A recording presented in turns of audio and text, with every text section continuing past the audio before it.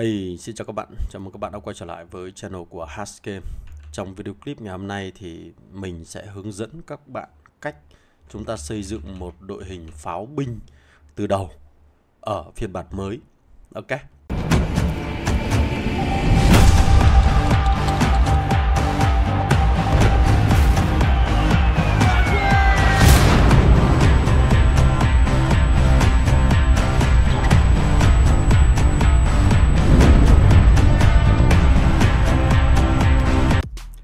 Rồi, thì cái video này nó sẽ có nhiều phần khác nhau. Và trong phần đầu tiên thì chúng ta sẽ đi từ cái cơ bản đến nâng cao, tương ứng với việc các bạn phát triển cái tài khoản của mình ở giai đoạn đầu của trò chơi, sau đó đến giai đoạn giữa của trò chơi và đến giai đoạn cuối cùng của trò chơi, để chúng ta hình thành được một đội hình về pháo binh một cách dễ tiếp cận nhất đối với trò chơi game này nhé.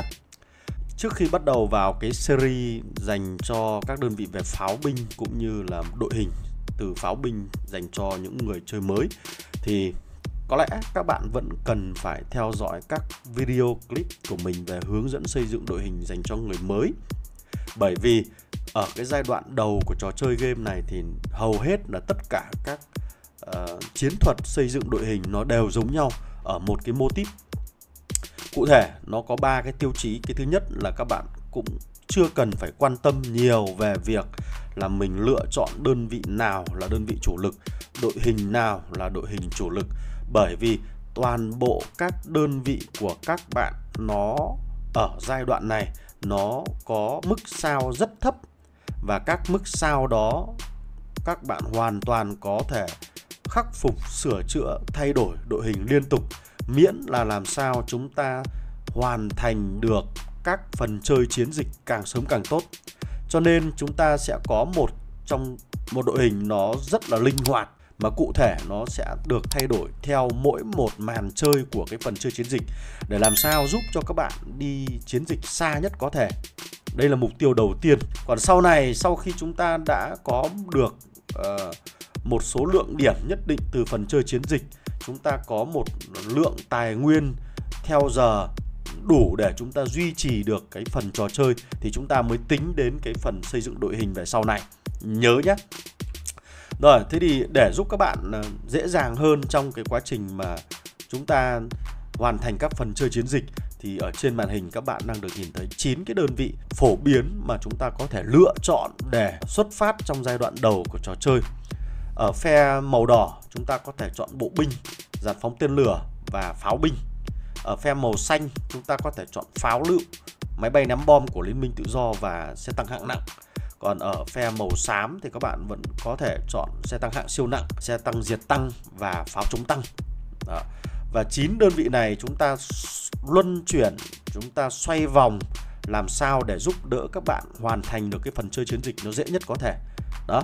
Rồi thì sau khi mà chúng ta đã hiểu được cơ bản về cái tính khắc chế của những đơn vị trong cái phần chơi chiến dịch và giúp chúng ta đi được các màn chơi chiến dịch nó rất dễ rồi, thì bây giờ chúng ta sẽ đi tìm hiểu sâu hơn một chút về các loại pháo. Và từ đây các bạn sẽ cần phải định hướng mình lựa chọn đơn vị pháo nào để làm đơn vị chính cho cái tài khoản của mình.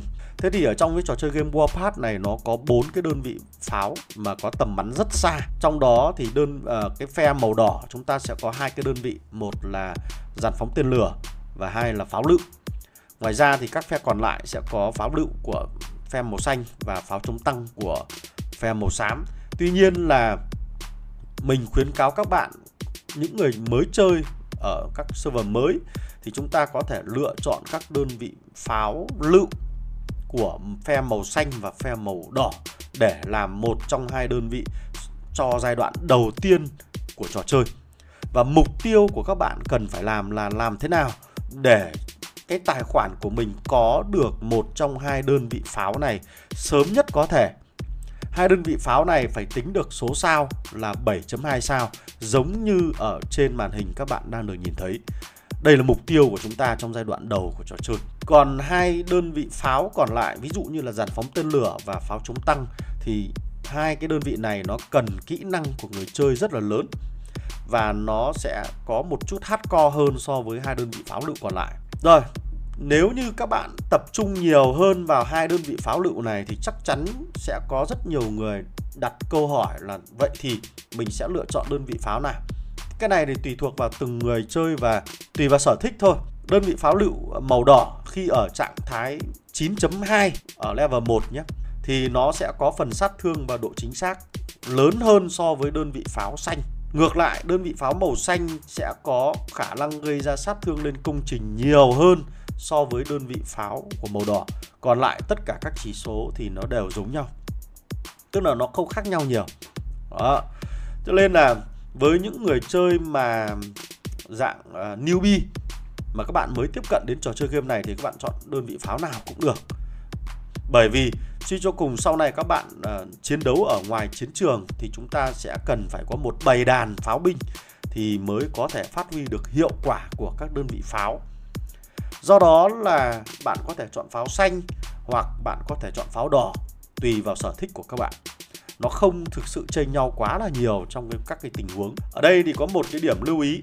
Nếu như các bạn thích chơi cái trường phái là phòng thủ căn cứ thì các bạn có thể lựa chọn pháo của màu đỏ. Bởi vì đơn vị pháo này có khả năng gây ra sát thương cho các đơn vị đơn vị lính của kẻ địch, nó sẽ gây ra sát thương được nhiều hơn. Từ đó là khiến cho cái quá trình phòng thủ căn cứ của các bạn nó dễ dàng hơn. Đó là cái lời khuyên của mình. Ok.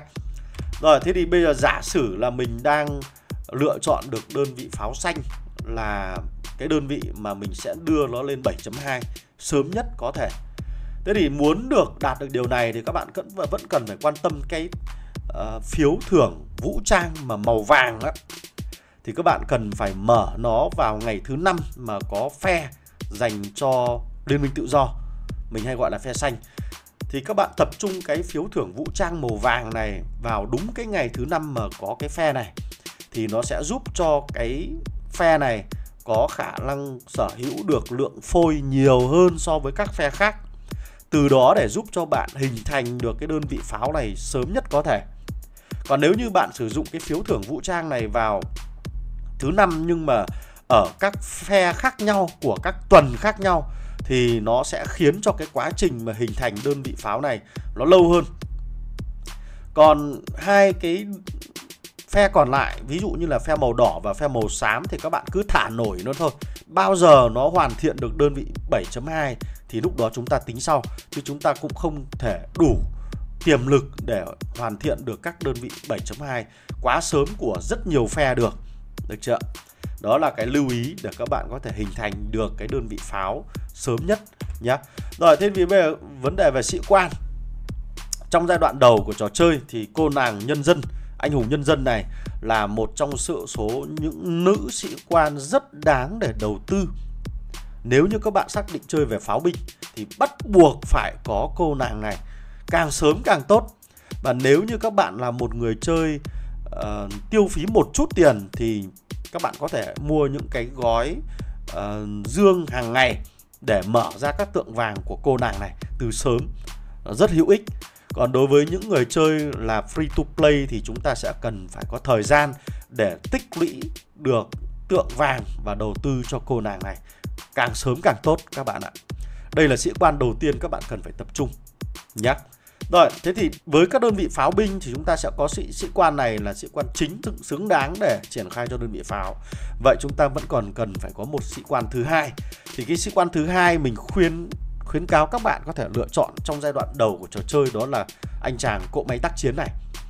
Anh chàng này các bạn có thể tìm kiếm được ở trong cửa hàng Liên minh, và trong rất nhiều video clip của mình nói về đơn vị pháo hoặc các đơn vị xe tăng khác, hoặc thậm chí là bộ binh, thì anh chàng này vẫn rất là phù hợp. Và đặc biệt anh ta kiếm được từ những nguồn miễn phí ở trong trò chơi game. Thế thì nhiệm vụ của bạn là đầu tiên chúng ta sẽ tập trung vào cô làng anh hùng nhân dân này trước để đầu tư tượng vàng. Sau đó là các bạn hoàn toàn có thể có lựa chọn để đưa anh chàng này thức tỉnh, hoặc là tiết kiệm tượng vàng để dành cho các sĩ quan khác. Nhưng một cách khôn ngoan sẽ là tiết kiệm tượng vàng dành cho các sĩ quan thế hệ 2, thế hệ 3 và thế hệ 4 sau này. Còn anh chàng này vẫn xứng đáng với các lượng tượng vàng chúng ta mua ở trong cửa hàng Liên minh. Và theo một cái phép toán tính toán cơ bản, nếu như các bạn chăm chỉ mua ở trong cửa hàng Liên minh đều đặn mỗi tuần thì chúng ta sẽ cần 9 tháng để có được anh chàng này thức tỉnh.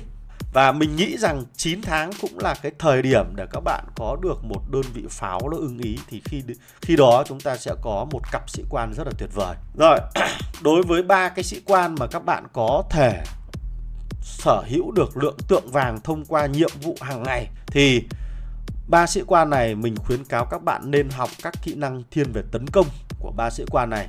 Và 3 cái kỹ năng này mình sẽ sử dụng để cho 2 sĩ quan vừa rồi chúng ta học tập kỹ năng. Toàn bộ lượng tượng vàng của 3 sĩ quan này không nên lựa chọn các skill để nâng cấp dàn trải, mà chúng ta nên tập trung cho 3 cái kỹ năng này trước. Sau đó còn thừa thì các bạn sẽ san sẻ sang các kỹ năng khác nếu có thể, được chưa? Rồi, thế thì ở đây chúng ta sẽ có 2 cái tình huống phối hợp kỹ năng. Cái tình huống thứ nhất là chúng ta tấn công các căn cứ, thì bạn có thể học tập kỹ năng tấn công căn cứ của Spanner và cái kỹ năng tăng cường sát thương 15% của Bạch Lang cho anh chàng cỗ máy tác chiến. Còn trong trường hợp các bạn tấn công ở ngoài chiến trường hoặc đang đồn trú ở trong căn cứ, thì các bạn có thể học tập kỹ năng của cô làng Mary là tăng cường 15% sát thương và 15% sát thương nữa của Bạch Lang. Và dựa vào 3 cái sĩ quan được thưởng thêm cho nhiệm vụ hàng ngày, bạn hoàn toàn có được bộ kỹ năng rất tốt dành cho đơn vị pháo của mình. Và đây là thời điểm mà các bạn hoàn toàn có thể chơi tốt cái đơn vị pháo này. Và mục tiêu của chúng ta là nên hoàn thiện cái bộ sĩ quan cộng với đơn vị pháo này càng sớm càng tốt các bạn ạ nhé. Thì sau này chúng ta sẽ có nhiều điều kiện để sở hữu được lượng tượng vàng, và từ tượng vàng đó chúng ta sẽ đầu tư vào các sĩ quan về sau này sau. Còn đối với các sĩ quan chúng ta chưa có nhiều kỹ năng, giống như anh chàng cỗ máy tác chiến vẫn còn đang dư một kỹ năng ở kia, vẫn chưa được học, thì các bạn hoàn toàn có thể học bất cứ một kỹ năng nào tăng cường về kháng, sát thương của bất cứ một sĩ quan nào. Và dĩ nhiên mình đoán đó là kỹ năng level 1 và có còn hơn không các bạn ạ. Rồi, có lẽ là cái phần thứ nhất chúng ta sẽ tạm dừng ở đây, và hẹn gặp lại các bạn ở trong phần thứ hai. Chúng ta sẽ cùng đến cái việc lựa chọn sĩ quan hiện đại và đơn vị pháo binh thứ hai là đơn vị pháo nào, và 2 sĩ quan tiếp theo dành cho đơn vị pháo đó sẽ như thế nào nhé. Rồi, hẹn gặp lại các bạn ở trong phần 2 của video clip xây dựng đội hình, xây dựng sĩ quan cho các đơn vị về pháo binh dành cho người mới. Rồi, còn bây giờ xin chào tạm biệt và hẹn gặp lại các bạn ở trong các video clip lần sau. Goodbye.